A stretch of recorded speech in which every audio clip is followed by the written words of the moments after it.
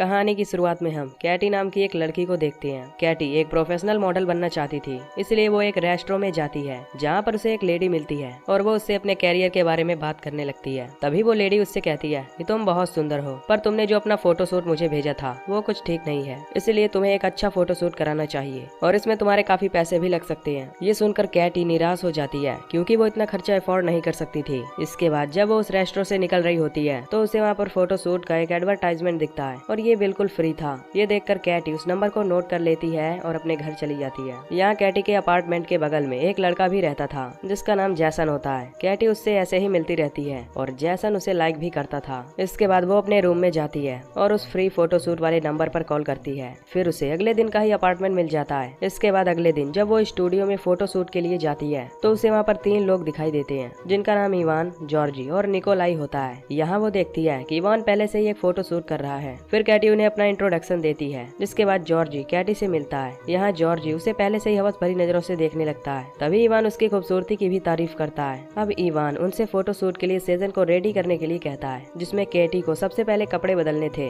पर इवान उसे उन सभी के सामने ही कपड़े चेंज करने के लिए बोलता है, जिससे कैटी को अजीब लगने लगता है। पर तभी इवान कहता है कि मैं तो तुमसे मजाक कर रहा था, तुम दूसरे कमरे में जाकर अपने कपड़े चेंज कर सकती हो। इसके बाद कैटी अपने कपड़े चेंज करके फोटो शूट के लिए आती है। यहाँ वो अपने कई सारे फोटोज क्लिक करवाती है, पर इवान को कुछ खास अच्छा नहीं लगता, इसीलिए वो उसे थोड़ा खुले कपड़े में शूट करवाने को कहता है। इससे कैटी को उन पर शक होने लगता है कि आखिर वो फ्री में फोटो शूट क्यों कर रहे हैं, यानी कि वो उसकी गंदी फोटो क्लिक करके उसे इंटरनेट पर सेल करेंगे, जिससे उन्हें बहुत फायदा भी होगा। ये सब देखकर कैटी जल्दी से वहाँ से निकल जाती है, पर जॉर्जी उसे इतनी आसानी से जाने देने वाला नहीं था। इसके बाद कैटी जब अपने घर पर पहुँचती है तो वो बैठकर अपने बारे में सोचने लगती है कि क्या वो भी कभी मॉडल बन पाएगी या नहीं। इसके बाद जब वो जॉगिंग करके वापस अपने रूम में आती है तो तभी वहाँ पर जॉर्जी आ जाता है। वो यहाँ पर उसकी फोटोज को देने आया होता है और वो उससे ये भी कहता है कि हमारी कुछ गलतियों के लिए हमें माफ कर दो। वो उसकी नजरों में खुद को अच्छा दिखाना चाहता था, पर कैटी उसे यहाँ से भगा देती है। अब जब कुछ रात हो जाती है तो जॉर्जी किसी तरह से उसके अपार्टमेंट में घुस जाता है, पर कैटी को इसके बारे में कुछ नहीं पता होता। इसके बाद कैटी जब सोने जाती है तो तभी जॉर्जी आकर उसकी वीडियो बनाने लगता है और कहता है कि तुम बहुत खूबसूरत हो। पर तभी अचानक कैटी की आँख खुल जाती है और वो जॉर्जी को यहाँ पर देखकर बहुत ही घबरा जाती है और चिल्लाने लगती है। तभी वो अपने ड्रॉवर से एक स्टन गन निकालती है और उस पर चला देती है, जिससे जॉर्जी स्टन हो जाता है। पर फिर भी जॉर्जी उठकर उसे पकड़ लेता है। अब कैटी की चिल्लाने की आवाज सुनकर बगल वाला जैसन कैटी के रूम में आता है और वो उसे बचाने की कोशिश करता है, पर यहाँ जॉर्जी के हाथ में एक फोक होता है, जिससे वो जैसन को कई बार स्टेप करता है, जिससे जैसन अधमरी हालत में वहीं पर गिर जाता है। फिर जॉर्जी जैसन की आंखों के सामने ही कैटी का रेप करने लगता है।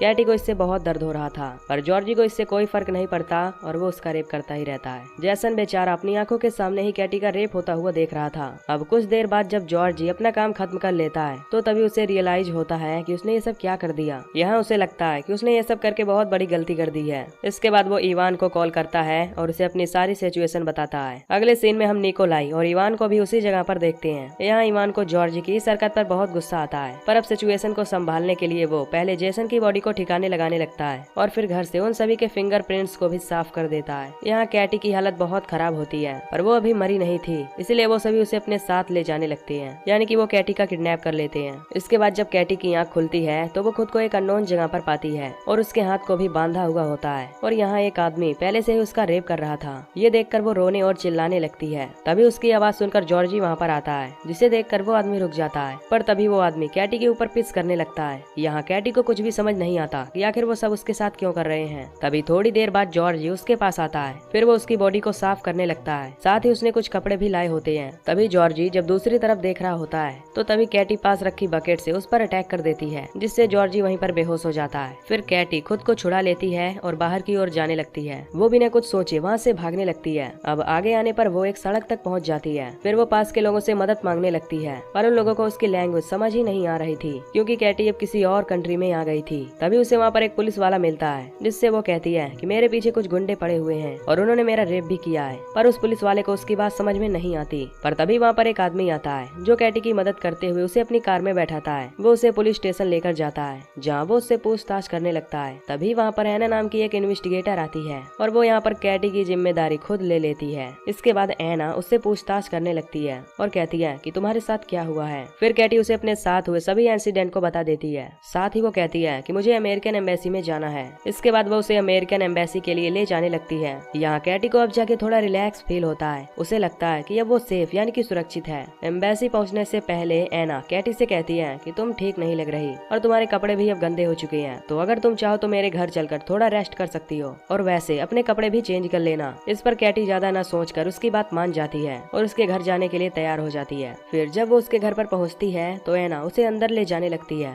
तभी कैटी देखती है कि ये तो वही कमरा है जिसमें उसे टॉर्चर किया गया था। तभी वहाँ पर उसे वो तीनों हैवान भी मिलते हैं। ये देखकर कैटी बहुत ज्यादा घबरा जाती है, यानी कि वो सब फिर से उसके साथ करने वाले थे। कैटी को कुछ भी समझ नहीं आता आखिर वो यहाँ पर फिर से कैसे फंस गई। तभी वहाँ पर एक आदमी आता है जिसका नाम वॉल्वो होता है। वॉल्वो उन्हीं की फैमिली का एक मेंबर था। तभी वो कैटी को बुरी तरह से टॉर्चर करने लगता है। वो एक इलेक्ट्रिक रॉड से उसे बार बार झटके दे रहा होता है। इन सबसे कैटी को बहुत दर्द होता है, लेकिन वॉल्वो यहीं पर नहीं रुकता। फिर वो कैटी का रेप करने लगता है। इसके बाद अगले सीन में हम देखते हैं कि वहाँ पर जितने भी लोग हैं वो सभी एक गड्ढे को खोद रहे होते हैं, यानी कि ये एक ग्रेव होती है जिसमें वो लोग कैटी को जिंदा ही दफनाने वाले थे। दफनाने से पहले इवान कैटी के मुंह पर बुरी तरह से मारकर उसे घायल कर देता है। इसके बाद वो सभी कैटी को पूरा न्यूड करके उसे ग्रेव के अंदर डाल देते हैं। फिर वो उसके ऊपर मिट्टी डालकर उसे बराबर भी कर देते हैं। कैटी उस ग्रेव के अंदर कॉफिन में बंद होती है। उसे अब कुछ भी समझ में नहीं आ रहा था, पर तभी वो उस ताबूत को हिलाने लगती है जिससे वो एक टनल में गिर जाती है। दरअसल ये टनल एक ग्रेव के ऊपर बनी हुई थी। इसके बाद कैटी उस कॉफिन से बाहर निकल जाती है और वहाँ से बाहर का रास्ता ढूंढने लगती है। तभी उसे काफी ढूंढने के बाद एक दरवाजा मिल जाता है जिससे वो सीधा चर्च के अंदर पहुंच जाती है। चर्च के अंदर आने पर कैटी वहाँ पर कुछ खाने पीने का सामान ढूंढने लगती है क्योंकि उसे अब काफी भूख भी लगी हुई थी। पर तभी वहाँ का प्रीस्ट उसे देख लेता है। फिर ये प्रीस्ट कैटी की थोड़ी मदद भी करता है और उसके कॉन्फिडेंस लेवल को भी बढ़ाता है। इससे अब कैटी उन सभी से बदला लेना चाहती थी। इसके बाद हम जॉर्जी को देखते हैं जो कि एक कॉफी शॉप में बैठकर कॉफी पी रहा होता है। तभी उसे वहाँ पर कैटी दिखाई देती है जिसे देखकर वो उसका पीछा करने लगता है। इसके बाद वो कैटी का पीछा करते हुए एक टनल में यहाँ पहुँचता है। तभी कैटी उस पर पीछे से अटैक कर देती है और पकड़कर उसे दीवार में बांध देती है। इसके बाद वो उससे अपना बदला लेने लगती है। वो एक चाकू से उसके पूरे शरीर पर कई सारे कट मारती है जिसकी वजह से उससे काफी खून निकलने लगता है और वो तड़पने लगता है। इसके बाद हम निकोलाई को देखते हैं जो एक बार में बैठकर पार्टी कर रहा होता है जहाँ पर कैटी ने उसके ड्रिंक में कुछ मिला दिया था जिससे उसे वॉमिट होने लगता है। फिर जब वो बाथरूम में वॉमिट करने जाता है तो तभी उसे वहाँ पर कैटी दिखाई देती है। तभी कैटी उसका सर टॉयलेट में डालकर उसे तड़पाने लगती है। वो उसे तब तक बाहर नहीं निकालती जब तक वो बुरी तरह से तड़प नहीं जाता। इसके बाद वो फिर से उस टनल में आती है और जॉर्जी को बहुत टॉर्चर करती है, यहाँ तक कि कैटी अपनी इंसानियत भी भूल जाती है। इसके बाद अब वॉल्वो का नंबर आता है जो एक चर्च में जाकर प्रेयर कर रहा होता है। तभी कैटी उसे वहाँ से उठा लेती है और उसे भी लाकर बांध देती है।